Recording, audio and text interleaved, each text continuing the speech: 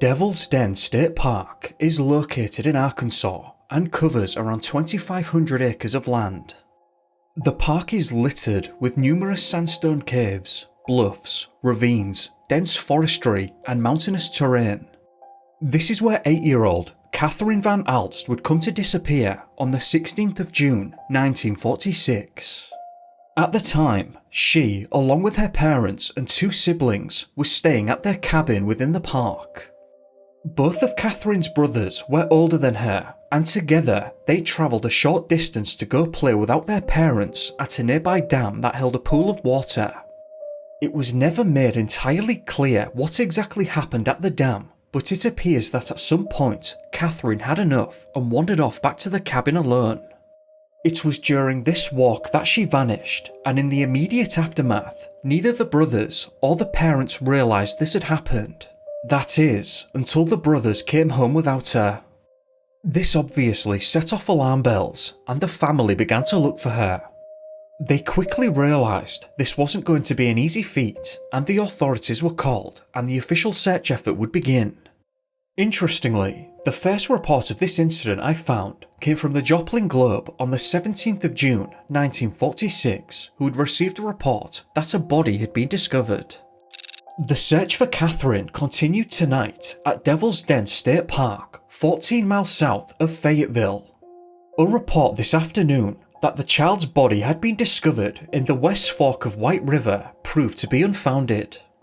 Washington County Deputy Sheriff said that the child disappeared yesterday while playing near the river. I did briefly look to see if I could find more on that, but I didn't find further mention of a body being discovered. So I'm not sure if someone else's body had been discovered or if this was just bad information. In any case, within a matter of days, there were over 200 people out searching for Katherine, and around 3 to 4 days in, some searchers thoroughly believed that she was still alive. The hope that Katherine may still be living and may yet be found in the Devil's Den area was expressed by several in Fayetteville today. R.D. Whiteley, who was among several who hunted in the area yesterday afternoon, said today he gave the child a 95% chance of still being alive. Some might find this next part of interest too. It was recalled that berries and fruit are abound in the region, and that the child may be able to find enough to eat and drink to stay alive. At this point, I came across this diagram, which was reported by the Northwest Arkansas Times on the 22nd of June. The diagram is of the general area that Katherine disappeared, with places of interest being labelled A through H. A displays the location of the dam, B designates the lake, and C the deep pool just below the dam which had been drained, dragged and otherwise thoroughly searched. D shows the location of the park area in which the parents' cabin belongs. E shows where the search was centred at Lee's Creek. F shows the point at which footprints were found, believed to belong to Katherine. The small arrow indicates the direction of believed travel.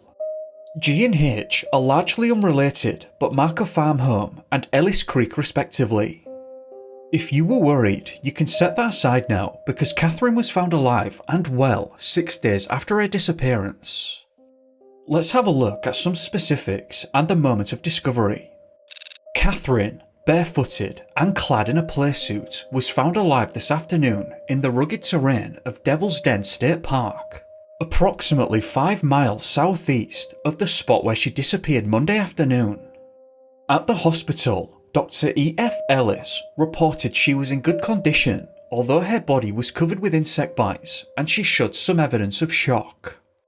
A searching party, organised by R.D. Whiteley, heard the child's cry, "Here I am," about 3:30 p.m. in reply to their shouts. First to reach her was Porter Chaddick, Pine Bluff, a war veteran and a student at the University of Arkansas. A calm thank you was the child's greeting to him, Mr. Chaddick related. Just as calmly, the girl told her rescuers that she had given up hope of being found. She said she had seen no living thing, nor had she heard voices of any of the numerous searching parties until today. She said that she had been near the spot where she was found for several days and had been drinking water from a pool and eating berries. At night, she stayed in caves, she said. It's interesting and astounding that she'd managed to avoid the searchers for all that time.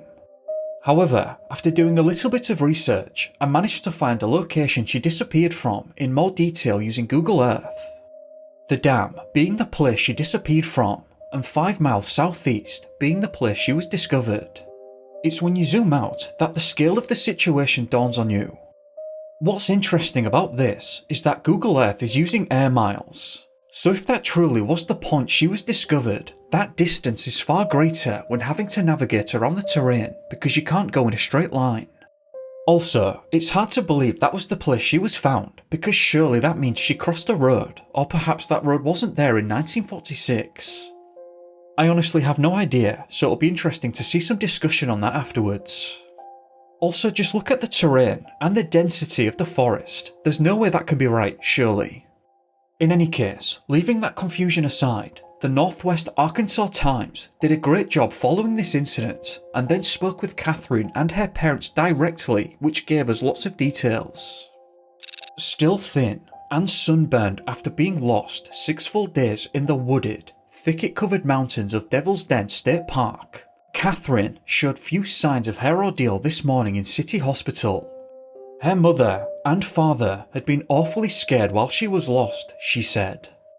I was a little scared too, she admitted, but I didn't see any bears. Glad we've got that one covered anyway. I'm not sure if you've seen my coverage on that, but I have a full video dedicated to young people being taken by what they said were bears. It's an interesting one, so I'll link it at the top right now if you want to open a new tab, and in the description below. Carrying on. Katherine said it felt pretty good, jokingly, to be famous and in all the newspapers, but not as good as it will feel to get home to Kansas City. I don't like that place, she said, speaking of the area in which she wandered 6 days and 6 nights. After losing her way while trying to return to the cabin, Katherine said she just kept walking. I didn't think there would be a lot of people looking for me, but there was. The sheriff said there were 200 people looking for me. There were plenty of people searching for Katherine, but she never heard a voice or saw anyone until she heard R. Whiteley. I was on the mountain by my cave when I heard someone calling. I thought it was my dad. I started down the mountain to find him and met a man who carried me. Once, while lost, Katherine heard dogs, but I didn't know their names, so I couldn't call them. She heard airplanes one day, but never could get out from under the trees to see one. The plane she heard was searching for her.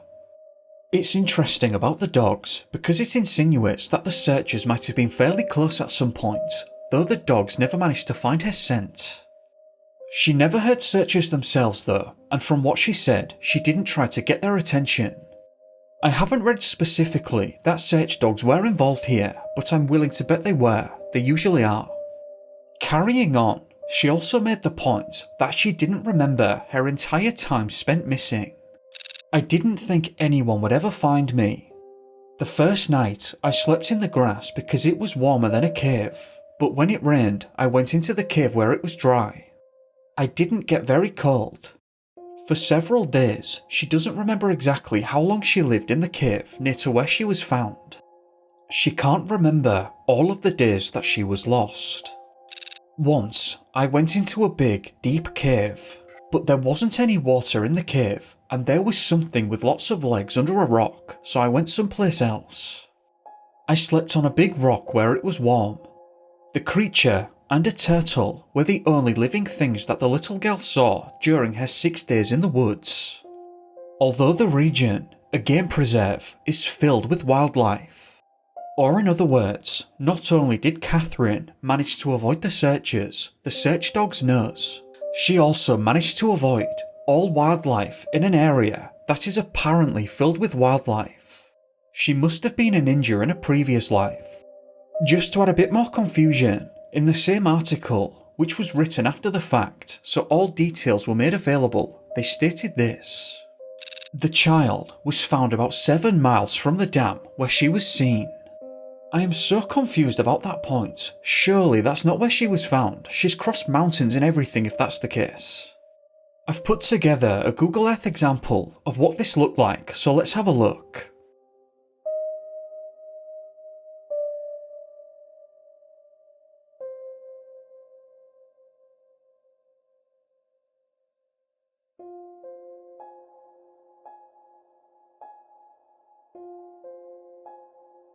That's pretty much all of the information I could find in regards to Katherine and her disappearance. Thankfully, at the end of this weird and remarkable incident, Katherine was found safe and well, wherever that then was. That brings us to the end of this disappearance, so let's move on to the next. Around the world, there are a number of places that are named very ominously. The disappearances that we're about to discuss each took place in areas with interesting names that make you wonder how they might have earned their name in the first place. They also have their own unique and odd elements to them. Like Katherine, this disappearance takes us to Devil's Den State Park, where Rodney Letterman disappeared when he was 33 years old. He and a friend of his had travelled together to the park on the 27th of August 2017. The pair camped out in the park that night and all was well. They had plans the following day to set out and hike the Butterfield Trail, which begins in the park and continues through the Ozark Mountains. In total, this loop is just shy of 15 miles whose terrain varies. While on this trail, it takes its hikers through creeks, up high ridges, past waterfalls and caves. What we know about Rodney through his wife Stacia was that he suffered from high blood pressure, for which he required daily medication to keep in check. On the day of the hike, Rodney and his friend drove to the start of the trail, parked up and began on their journey. However, there was a problem. Around a mile into this hike, Rodney needed to rest and sat down on the trail. It appears as though he had forgot to bring his medication, which had been left in the car. He told his friend what was going on, and this person then began the lonely trek back to the car. This trek was obviously made quite quickly, and the friend was able to retrieve the medication without a problem. However, another predicament, perhaps far more serious, would arise. Upon returning to the spot the pair had stopped, Rodney wasn't there. The friend began to look around the immediate area, but he could find no sign of Rodney. The question must immediately become, why did Rodney leave? At the time of his disappearance, he had 1.5 litres of water on his person, so it's not as though he was at immediate risk of dehydration and could have stayed put. More likely is that he may have been having a bad episode with his high blood pressure. When hypertension becomes quite bad, the sufferer can have severe headaches, nosebleeds, fatigue, confusion, and vision problems, etc. There are two scenarios that come to mind at this stage, being that if confusion had onset alongside a massive headache, he could very well have been disoriented, perhaps even forgetting what he was doing and wandered away into the wilderness. Another scenario might have been as a result of hallucinations. When these episodes occur, a number of people have reported hallucinating, so it could be that he thought he saw something and either wanted to leave or follow. It's important to note though, that the reason Rodney left has never been ascertained. Those are just my best guesses at trying to make sense of the situation, given what was reportedly happening at the time. With that being said though, there are other details that may make this situation seem a bit more unusual. When the search for Rodney failed, the friend sounded the alarm and alerted the authorities. The search for Rodney was well put together and ended up being quite extensive. In the vicinity of Devil's Den State Park, they had searchers on horseback, ATVs, on foot, drones, a helicopter with thermal imaging technology, and search dogs too. Over the following week, the search teams had scoured over 4,000 acres, both in and surrounding the park. These searches would uncover a number of discoveries. On one particular trail in the area were a number of primitive campsites, and at one of these sites, Rodney's mobile phone, phone charger and flashlight were found. It's important to note that at this site there was no evidence of a struggle or anything of that nature, so it didn't appear that Rodney had an altercation with another person. Obviously, Rodney wasn't found along with the equipment. What we know is that Letterman had some medical conditions and his medications were left in the friend's vehicle, said Lieutenant Brett Hagen. We have analysed the phone and it has given us some leads, but we still have not been able to locate Letterman, Hagen said. At this point, we still do not know if something happened to Letterman at the park, if he got a ride out of there from another friend, or if there's any foul play. It's curious that the authorities said that the phone gave them some leads, given that the pair were in a wilderness area at the time of the disappearance. It's not clear to me what could have been relevant other than a plan Rodney had made, either to intentionally disappear or something else. I'm not sure, and to be clear, that is nothing more than speculation, but it's difficult to imagine what else could have possibly been relevant on the phone in this instance. In any case, there would be no further discoveries made, that is, until 18 months later.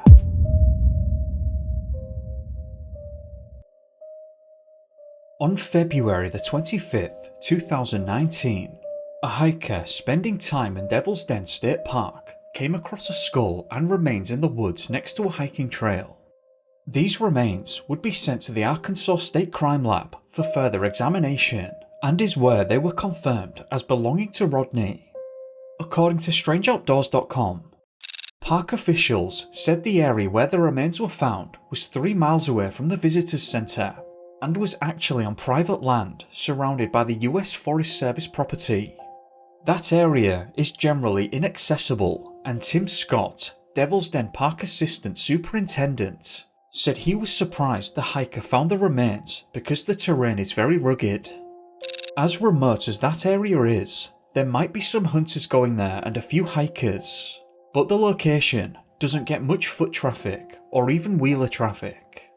Another point that's interesting about this discovery is that it appears as though the area the remains were found was searched almost 2 years prior in 2017, meaning that Rodney was found in an area that had been previously searched and must have arrived there sometime afterwards.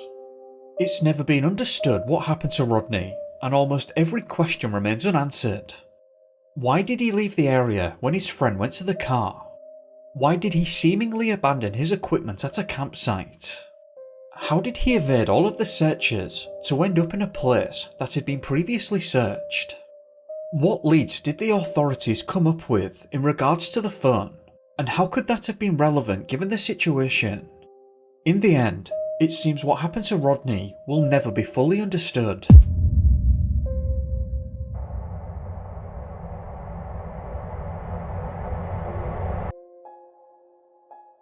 "68-year-old Kat Montra disappeared on the 11th of April 2019 during a hike in Mexico. 20 years prior, Kat moved to San Felipe from Seattle, and she hiked a lot and got to know numerous trails very well, perhaps making it all the more unusual that she disappeared along with her dog on one of said trails. On the day she went missing, Kat, along with her dog and a group of friends, 6 I believe, had travelled to Diablo Canyon in the San Pedro Matia Sierra. A short time into this hike, approximately 10 minutes, Kat had reportedly hurt her ankle and had to stop right next to a creek. Kat told her friends to continue on their hike and that she would sit beside the creek and wait for them. The trail her friends were now on would take them to a waterfall before looping back round to Kat, and this would take around 90 minutes in total. When they returned to Kat's location an hour and a half later, she and the dog were missing. The group thought that this was odd because Kat told them that she would wait there for them, but they didn't panic immediately. Instead, they questioned whether she might have just tried to make it back to the car park.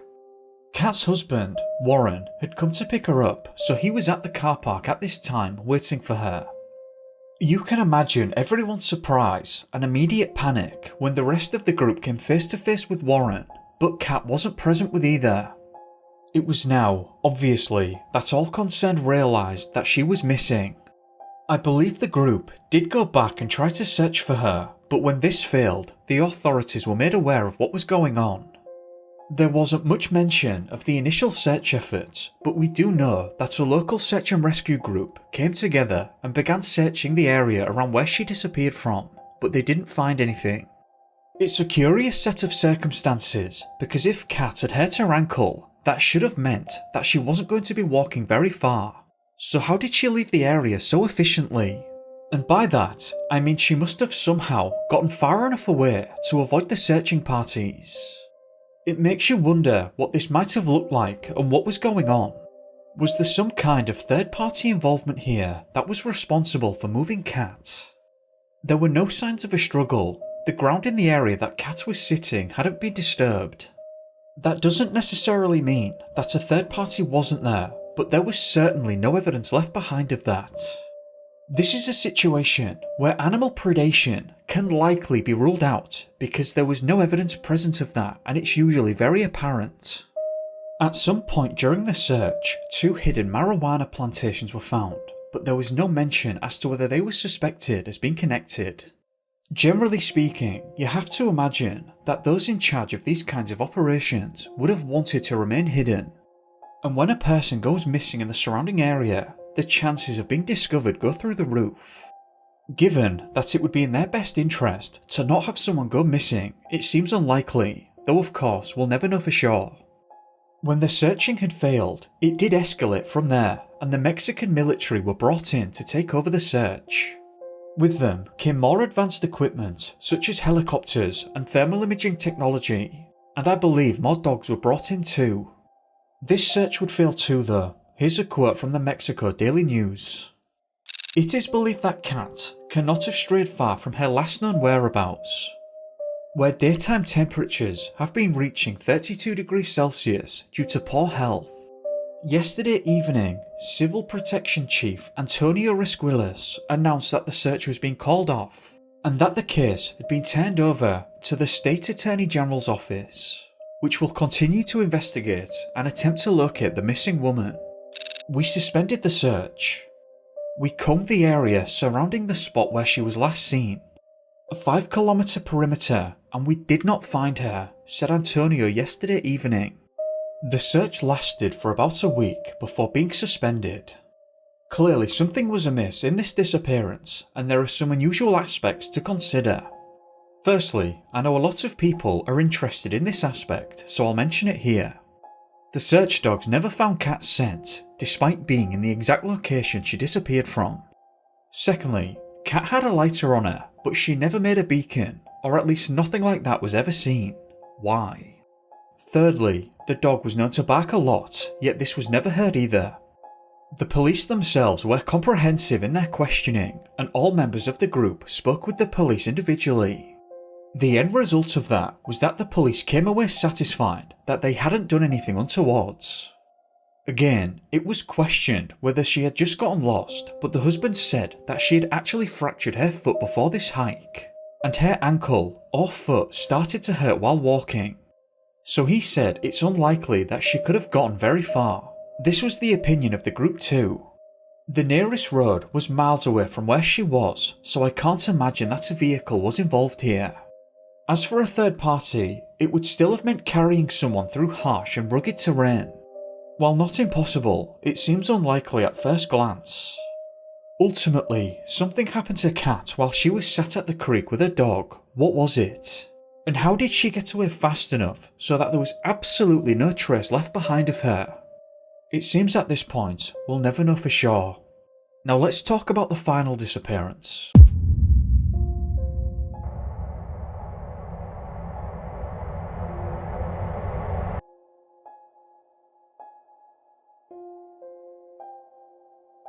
Todd William Hoflander was 39 years old when he disappeared in Hell's Canyon, located in the Windy Saddle area of Idaho County. At this time, Todd had been helping his friends scout mule deer bucks between Windy Saddle and McAfee Cabin. On the day of Todd's disappearance, the 27th of September 2010, he wasn't alone that day and was spending time with his friends. However, they planned to separate and take different paths through Hell's Canyon to meet up again at Snake River. We'll come back to this point shortly. It was during this point of separation that something went awry for Todd. While his friends would reach Snake River, Todd would never be seen again. Even at this stage, Todd wasn't completely alone. Ruby, his black Labrador retriever, was with him the entire time. The group planned to meet up the day afterwards on the 28th, and this is of course when they came to the realization that Todd had gone missing. They knew the general route that Todd took, and they backtracked to see if they could find any sign of him or Ruby. They couldn't. After the failed search by the friends, they contacted the authorities and the real search effort began. Aerial grid searches were made by helicopters equipped with thermal imaging technology alongside the many ground searchers with dogs present. The search didn't result in Todd being found, but a couple of days into the search, Ruby was located. She was found by searchers near milepost 15 on 7 Devils Road, south of Riggins.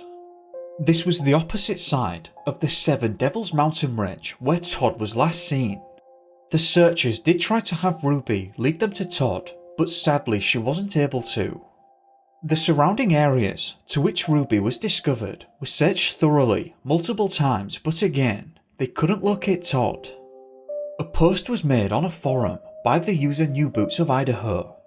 This is the woman who found Ruby with her husband. I quote, "My husband and I were the ones who found Ruby on Friday. We stopped for lunch at a parking area for hunters about mile 15. We did see where she came from. She came downhill and sat near the fence and cattle guard growling at us, whining and pacing. We had our mini dachshund with us. She was obviously scared. Another group of photographers pulled up in a truck. They had dog food, water and dishes, and when we put them down and called her again, she came bounding, tail between her legs, but happy. We petted her and asked her, 'Where's Todd?' She became very excited and danced all around. We called out many times for Todd, and later my husband and I explored the area a bit more, but to no avail. We were not equipped for a detailed search." The area was shortly thereafter thoroughly searched, but Todd wasn't found. Now later, we find out why the group separated. Todd's wife would reveal at the time Todd had injured his knee and was going to take an easier route down to Snake River. It's not clear if all members of the group were alone or had split into smaller groups, but Todd was alone. In hindsight, this was not a good idea, and actually, even with foresight, it is probably not a good idea to have the injured person travel alone. Leaving that can of worms unopened, let's move to April 2020, around 10 years after this incident.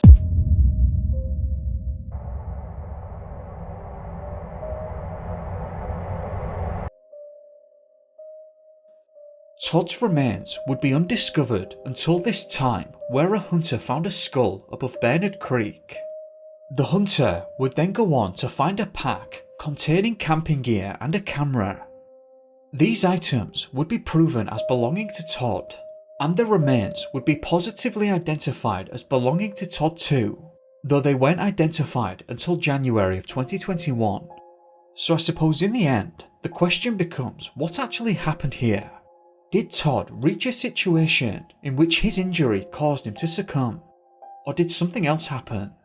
How did he actually end up so far from the rest of the group? Did he just get lost? How did he and Ruby get separated? Or did she leave after Todd had passed away? It seems that these questions will never be fully understood. So with that, let's move on to the next disappearance.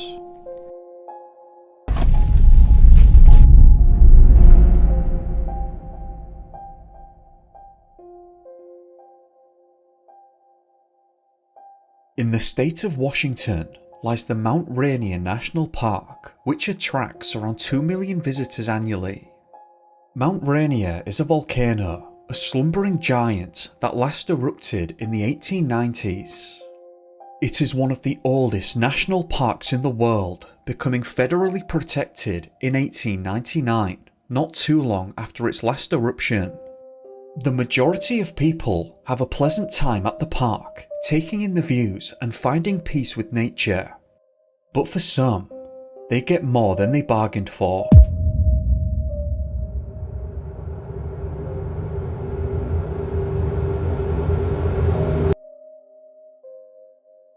Marcella Remiski, 4 years old, disappeared on the 2nd of July 1950. With her mother, the pair were spending some time together around the Carbon River area of Mount Rainier National Park. They had been hiking for a while before sitting down to have a picnic together. It's not clear how this occurred, and the articles don't go into very much detail about this. But at some point during this picnic, Marcella looks to have wandered away, and Kay, the mother, couldn't locate her thereafter. Kay had said that she wasn't sure what had happened. One moment everything was fine, and the next Marcella was gone. It's not made clear why Marcella wandered away or how. There's not a lot of context given.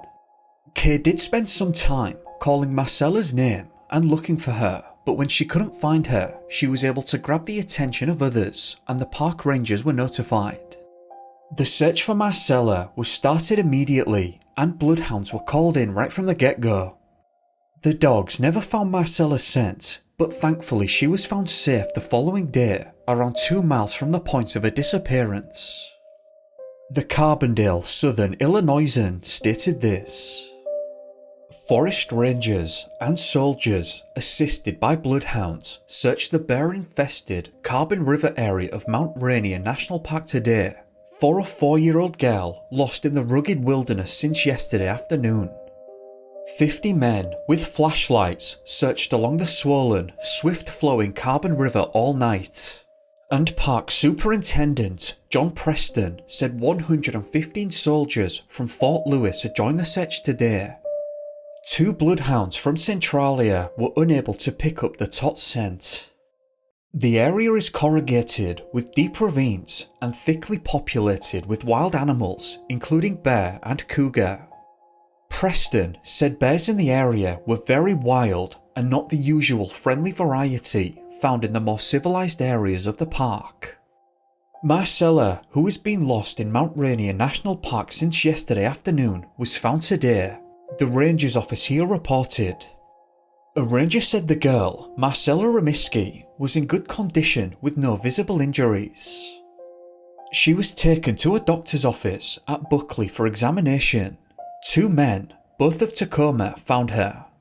What's interesting about this is that while the Carbondale reported that Marcella didn't have any injuries, the Bluefield Daily Telegraph reported that her legs bore long scratches from crawling through the underbrush. Specifically, Marcella was found sitting high on the slopes of Mount Rainier, but despite the scratches, she was found in remarkably good condition. There's also some further interesting information. "I slept on a tree," Marcella explained to her mother. Her mother said that the tot had apparently gone through her regular nightly routine, regardless of the disconcerting circumstances. Her dress was on backwards and the laces of her shoes were crossed every which way, Mrs. Remiski reported. The girl was found about 9 AM by 2 Tacoma brothers who volunteered in the search. Jack and Donald Noel spotted her through binoculars and reached her a short time later. It's interesting, and perhaps a bit odd at first glance, that her dress was on backwards and her laces of her shoes had been messed up. Overnight, it becomes quite cold on the mountain, even in summertime, with temperatures dropping to around freezing levels. So it's interesting that she would remove her clothes and shoes. I can't imagine that she slept without them given said temperatures. Occam's razor is usually the correct answer, so perhaps as Kay suggested, she had just followed her nightly routine. It's still interesting, however, that she was found in, and I quote, "remarkably good condition without any signs of hypothermia." This is something that can grip young people very quickly and harshly, and somehow Marcella had managed to avoid that despite the removal of clothing.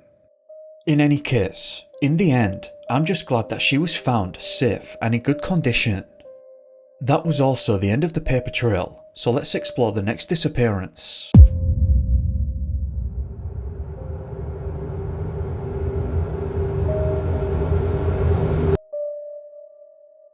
17-year-old Elizabeth Eirault disappeared on the 13th of September 1948. On that day, she was on a skiing trip with 3 friends on Mount Rainier. As they were ascending the mountain, Elizabeth reportedly became tired and rested for a while at Whitman Glacier, while her friends continued on their ascent. This was around the 8,200 foot level, and she had agreed with the others to wait in place while they came back down to her. However, when her friends returned to Whitman Glacier, Elizabeth was no longer there. What her friends did find though were ski tracks leading down the mountain, and as they began to follow them, eventually they petered out and weren't discoverable anymore. I'm not sure exactly what that means in terms of the tracks coming to an end, but here is the direct quote. Elizabeth's companions reported ski tracks leading downward, but due to snow surface conditions were unable to follow them. After the tracks became unfollowable, whatever that then looks like, 2 of the friends remained at the tracks, while the 3rd left to get help, and the official search was on. 2 rescue parties of the US Park Rangers plan to continue a search for Elizabeth Eirault, who was reported lost on the snow-covered slopes of Mount Rainier. Search operations were halted by darkness without trace of the missing woman, who became separated from 2 companions late Sunday. The group of friends said that they planned to spend Saturday night at Summerland. Early Sunday, they started to climb to the top of Little Tahoma Peak, 11,170 feet in height. Miss Eirault became tired and remained to rest of Whitman Glacier while her companions continued their climb. At 6 p.m. Sunday, they returned to the 8,200 foot level where they had left Elizabeth and could not locate her. It's interesting in this instance that they found evidence of Elizabeth's direction of travel, but even the professionally trained searchers couldn't locate her initially. It took me a while to find an update on Elizabeth, and there weren't many reports after the initial disappearance, but thankfully she was found. Under the heading, "Daughter of Navy Captain is found unharmed," the Montana Standard reported this. Elizabeth was found Tuesday unharmed after 2 days and nights alone on rugged Mount Rainier. Meanwhile, a search was in progress for 2 of her companions who apparently left their campsite in search of her. Park officials said that they weren't worried about them, but wanted them to know that Elizabeth had been found. The authorities stated that she was found over 5 miles away from the point of her disappearance and that she was cold and hungry, but otherwise in good physical condition. Unfortunately, there were never any statements made by Elizabeth in regards to what happened. It was never made clear why she left in the first place. It's also curious that if she wanted to descend, for whatever reason, she didn't go back the way they came up. It's just odd in some sense that she would agree to remain in place and then for unknown reasons she travelled in a completely different direction to which the group had taken and that she was familiar with. Whatever the case may be, at least Elizabeth was found safely.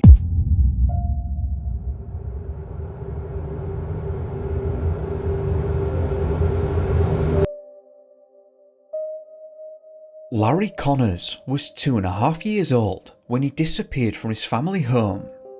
It's not mentioned in which general area he lived, only that much of the search area was covered by Mount Rainier.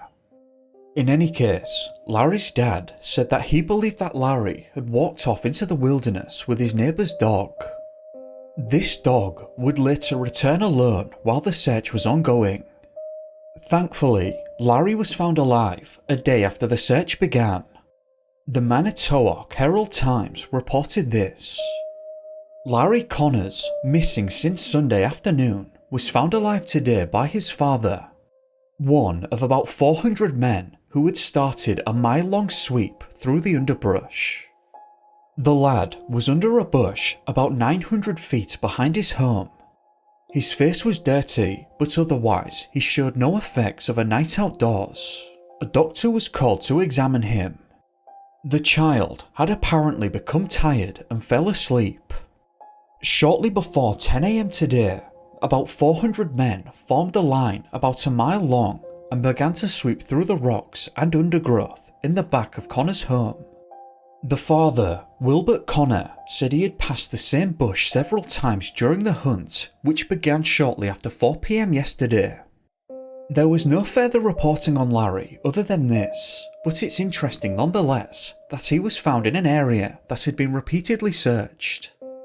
The comments about him showing no effects of a night outdoors, I can only assume means that there were no injuries, and other than his dirtied face, he was otherwise in great condition.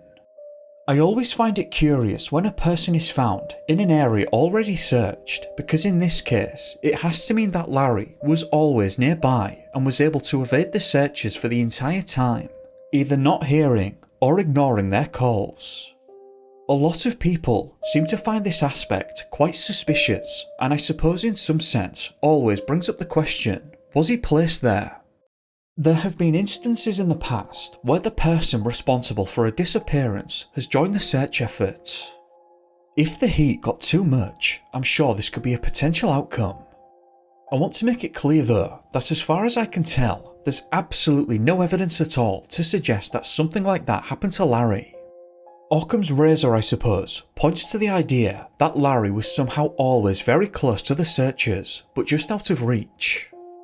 I do understand how some could take issue with that interpretation though.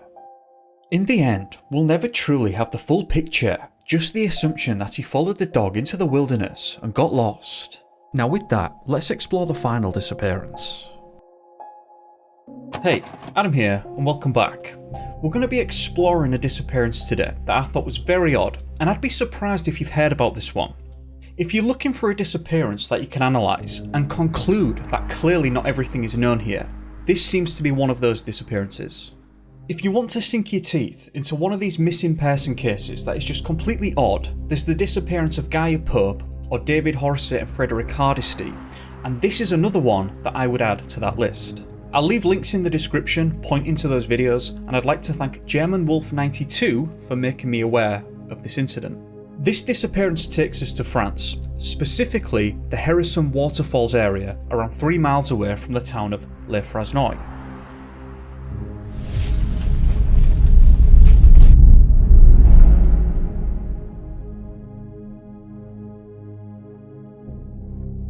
Lucas Renoud was 20 years old when this happened in June of 2019. On the 18th of June, Lucas, along with a small group of around 8 people, went for a hike in the Hérisson Waterfalls area, and unlike the rest of the group, Lucas never returned to his car. Among this group of hikers were some guides familiar with the area, and at 8 PM that night, they were the ones that realised Lucas had vanished. Just on this particular area actually, it's a very popular tourist area, it's considered very safe, and I couldn't find mention of anyone else who'd managed to go missing here.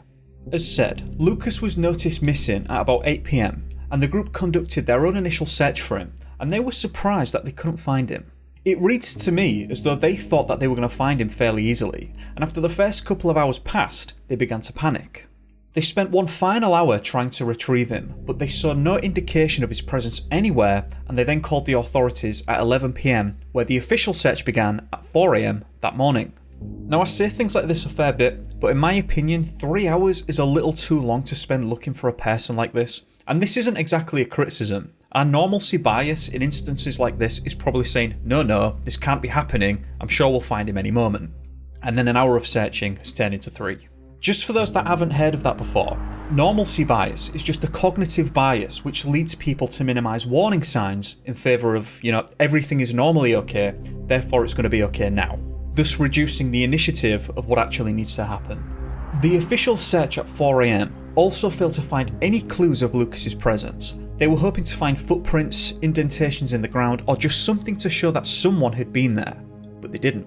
The Canine Search Association came to help search for Lucas, but despite having a number of dogs throughout the area, they too were of no help.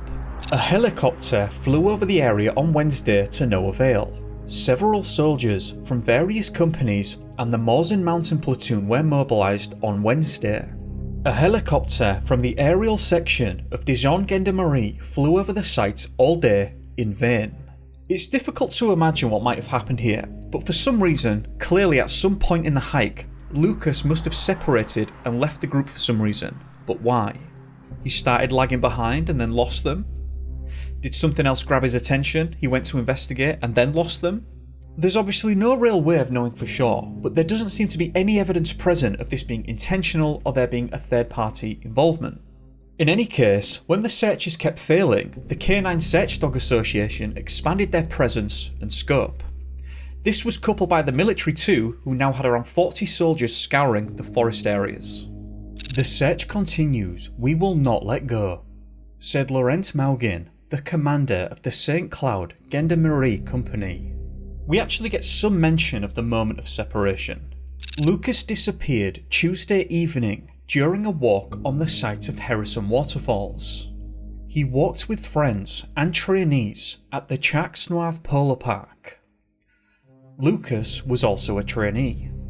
He was separated from the group about 3/4 of the way up from the bottom of the site as the young people returned to their vehicles parked in the parking lot of the Forge in Bonlao. That still doesn't quite explain precisely what had happened, but unless you fall behind for some reason and then just lose everybody, I'm not sure what else makes sense. You'd like to think that people can't just vanish from the face of the earth. Unfortunately, this Saturday, June 22, the efforts of the gendarmes did not give more results than the previous days. We have further extended the searches to all where it is assumed he disappeared. The Mountain Gendarmerie platoon explored all the steep places, all the crevices, all the places inaccessible by the usual means. Since Tuesday evening, 90 gendarmes have been mobilised for these investigations. The Lons dog team has come twice. St. Hubert from the Metz Dog Intervention Group also intervened. The helicopter carried out 2 overflights. One with a thermal camera, said the company commander. I haven't actually mentioned this yet, but the Gendarmes is a military force with law enforcement duties too, a paramilitary group. So this was clearly a search that was growing in intensity. Some commenters made the point that they couldn't believe that he hadn't been located given all of the resources that had been poured into the search effort. I think a lot of people were being left dumbfounded here, leading the authorities to say that they aren't ruling out any leads, and some papers, including this one, started to pose a few questions. Lucas never returned from his walk. A week later, the efforts to try to find him were in vain. The investigators announced the end of the search. Was he the victim of an accident? Did he flee? Was he taken by someone? The issue in my mind is that if an accident had taken place here, given the intensity and the scale of the search, you'd really like to think they would have found him. However, and granted, I am aware that there are many complexities that we can't fully appreciate sitting here at our keyboards. Other accidents, such as animal predation, typically leave obvious signs, that's not exactly a clean affair. Normally, evidence of something like that would have been expected to be left behind. Was he taken by a third party? The problem here is that there were 8 other people present and they never heard any signs of this.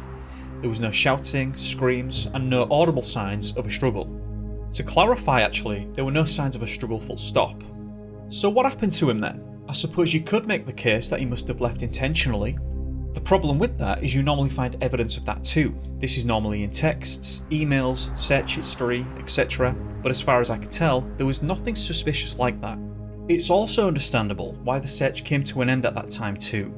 Despite the efforts involved, if they couldn't locate any trace of him at all, there may have been some private opinions and conversations questioning if he was even in the area anymore. We have to get bizarre now too, because all of those potential suspicions and thoughts were wrong. And Lucas's body was found on the 26th of June 2019. A body was indeed found at the beginning of the afternoon, 30 metres from a path a little away from the sector where the young man was hiking. The circumstances of this disappearance are disturbing.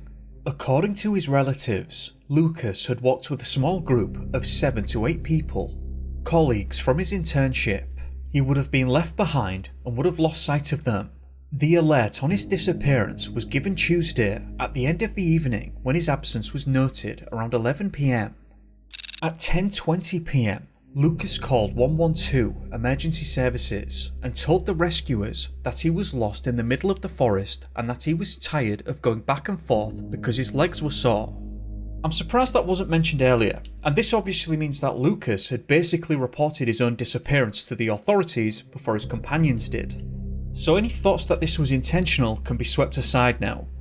I'm surprised they weren't able to locate his position in this instance, and I'll take the time to say it again. This is precisely why, if going into these wilderness areas, then please make sure you have an app like What 3 Words. This helps the authorities to pinpoint your location should something like this ever happen. In any case, the authorities also did not suspect any kind of foul play, only adding that a cause of passing had not been determined. Now let's have a look at another article in which the family expresses confusion and were having a hard time understanding and explaining what had happened here. 1 month after the disappearance on June 18, 2019, Lucas's family calls out to the authorities and can no longer bear the silence surrounding his passing.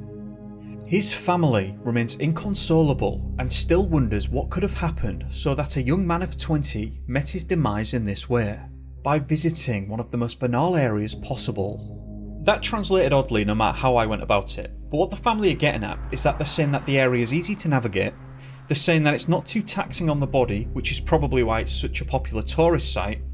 Ultimately, they're expressing their confusion as to how this could have happened in this location of all places.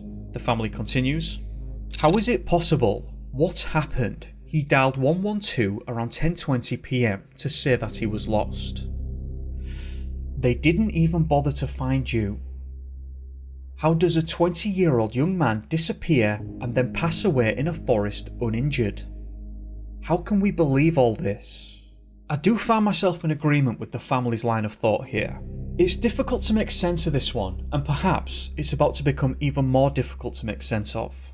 Despite Lucas calling 112, during which he explained he was lost, followed by an extensive search, his body was not found until June 26, just 30 metres from one of the site's trails, which was very busy during this period of the year. On June 26, the tragic discovery comes close to these assumptions and always arouses the incredulity of the volunteers. I do not understand how he was not found earlier.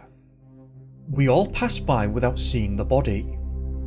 Myself, I had been within 10 metres of his final location. The next part translates oddly no matter how I go about it, but the volunteer basically states that he had a very hard time trying to understand how this happened, and that the only explanation must have been that he was well hidden by the trees. Which very well could be the case, but it's still odd that the searchers had been right on top of him and not found him. The sheer disbelief being expressed makes me think that the volunteer wasn't fully accepting of his own explanation, but of course I don't know this for sure. I get why he'd feel so unsure here.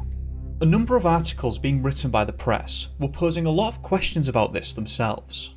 The Le Parisien asks how, in spite of the extensive search effort, was the body not found? They also ask, above all, when and in what manner did he pass away? These are some great questions, especially when you consider that you had searchers coming within metres of the exact spot the body was found. I'd love to know if search dogs ever frequented this area too. Unfortunately, there's no word on this, but that would provide clarity as to whether he was there or he was well hidden. It was another hiker who found the body on the 26th, and this person was just walking by randomly, so that kind of description makes you feel like it can't have been that well hidden. Or of course there could have been other indicators at this point, such as smell. Again, just other complexities that we can't fully appreciate, but you see what I mean. There is also some other weirdness too. It has been stated firstly that Lucas was uninjured. However, the family also stated this: "We weren't even allowed to see you because your body was too damaged." That's how that translates, and I'm assuming we are talking in terms of deterioration, because those conducting the autopsy said that there were no injuries present.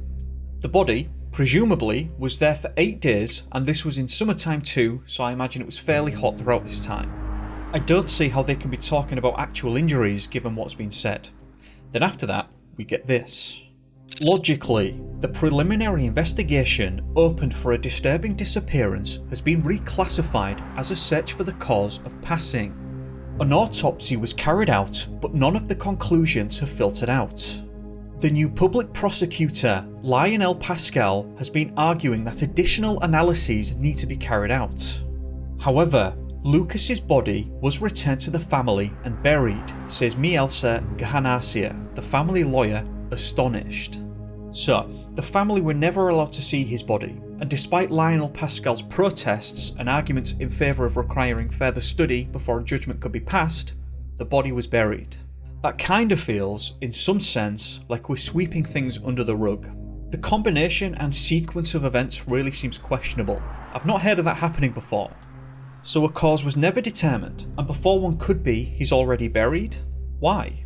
I'm having a hard time understanding why that was beneficial. It's difficult to make the case that it was for the family's benefit because they were determined to find answers, and they were desperate to understand what had happened. There are also a variety of reasons why you would want to have a full understanding first. Firstly, for closure, not just for the family, but for the community too. This is important, and it also helps with public confidence and feelings of being safe and secure in your environment. It certainly helps for educational purposes because if you find out that he had X underlying condition that caused Y and Z to happen, these have the potential to make others aware and to prevent it from happening again.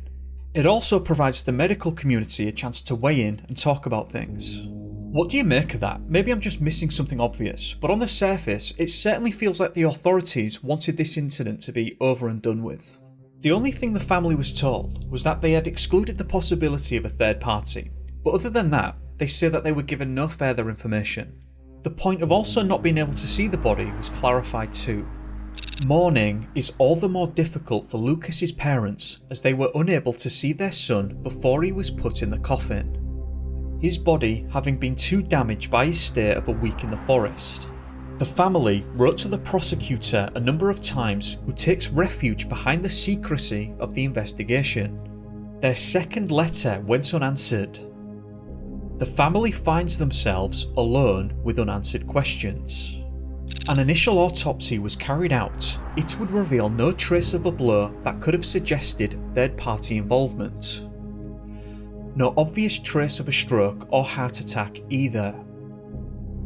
Another disturbing fact is the 112 call made by Lucas 1 hour 30 minutes after losing his friends. In the recording of the conversation, his mother was able to listen to. Lucas explains that he's lost, that his legs hurt and that he must return because he works the next day. The operator then tells him he must try to find his way back, then the call is cut off. Some of this is just plain creepy. The call cut off randomly, and as far as I can tell there were no further attempts to make contact. He passes away for some reason and the initial autopsy is inconclusive. Then despite arguments being made that further analysis is required to understand what had happened, he's buried quickly. And all further information remains secretive and the family aren't able to find anything out, nor access to the autopsy report. Weird. I hadn't mentioned this so far either, but Lucas's body was found around 500 metres away from the parking lot, and this is around 540 yards. France Blue also confirms that no apparent or significant injuries were noted on his body, and the area in question didn't allow for a fall to have taken place. The area of question was also described as an area that was easily accessible.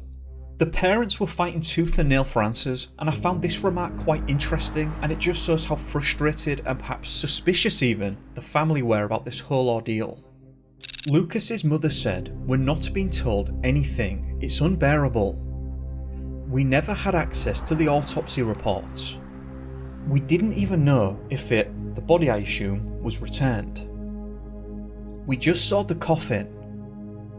We couldn't see Lucas since apparently his body was too damaged. They brought him back to us in a coffin and we said goodbye to him like that." This might just blow your mind now. The parents of Lucas Renoud had been waiting for this meeting with the prosecutor for 5 months. But they came out on Tuesday even more tested than before.